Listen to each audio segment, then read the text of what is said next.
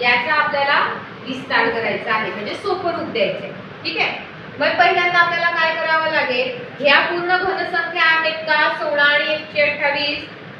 नाही. म्हणून आपल्याला काय करावं लागेल की त्या पूर्ण घनसंख्येमध्ये रूपांतरित कराव्या लागतील. मग कसं केल्याने त्या पूर्ण घनसंख्येत रूपांतरित होतील सांगा बरं. बरोबर, इथे आपण ह्या दोघांमधून काय काढू, 2 बाहेर काढू. म्हणजे इथे 2 आठी 16 आणि 128 ला जर 2 ने भाग दिला तर इथे 64 येतात. म्हणजे इथे 8 ही पूर्ण घनसंख्या आहे, तसेच 64 ही सुद्धा पूर्ण घनसंख्या आहे. त्यानंतर आता इथे 2 ते कंसाच्या बाहेर हे कंटिन्यू राहू द्यायचे आणि मग आता याचे आपण अवयव काढायचे. मग हे अवयव आपण कशानुसार काढू, a घन वजा b घन बरोबर a वजा b, त्यानंतर दुसऱ्या कंसात a वर्ग अधिक ab अधिक b वर्ग. हे आपण विस्तार बघितलेला आहे, त्या विस्तारानुसार आपण याचं काय करणार आहोत, विस्तार करणार आहोत.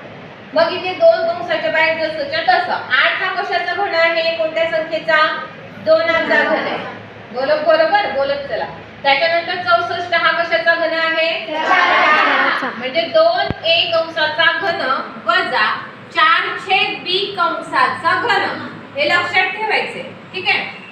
त्यानंतर सूत्रानुसार पहिल्या कंसात a वजा b हे 2 कंटिन्यू राहू द्यायचे. a वजा b म्हणजे a हे पद आहे a आणि हे दुसरं पद आहे b. मग a वजा b म्हणजे 2a वजा 4/b आणि पुढे a वर्ग अधिक ab अधिक b वर्ग. त्यानुसार आपण 2a वर्ग अधिक 2a गुणिले 4b अधिक 4/b कंसाचा वर्ग केला. पुन्हा आपण विस्तार केल्यानंतर इथे काय मिळाले आपल्याला, तर पहिल्या कंसात 2a आणि 4 मिळतात. तर यातून आपण अजून कोणती संख्या बाहेर काढू शकतो का सामायिक, याचा विचार आपल्याला करायचा आहे. तर कोणती संख्या बाहेर निघेल अजून सामायिक, 2. अगदी बरोबर, ही 2 निघाली. मग ही आपण बाहेर काढली. त्याचप्रमाणे हा जो पुढचा कंस आहे त्यात पहिलं पद, दुसरं पद, तिसरं पद, तिन्ही पदांमधून कोणती संख्या बाहेर निघते सामायिक, 4. बरोबर.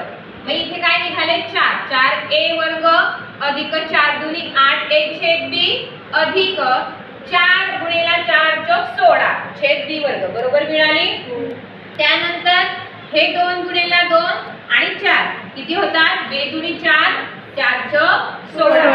याप्रमाणे आपल्याला 16 कंसात a वजा 2 छेद b आणि दुसऱ्या कंसात a वर्ग अधिक 2a छेद b अधिक 4 छेद b वर्ग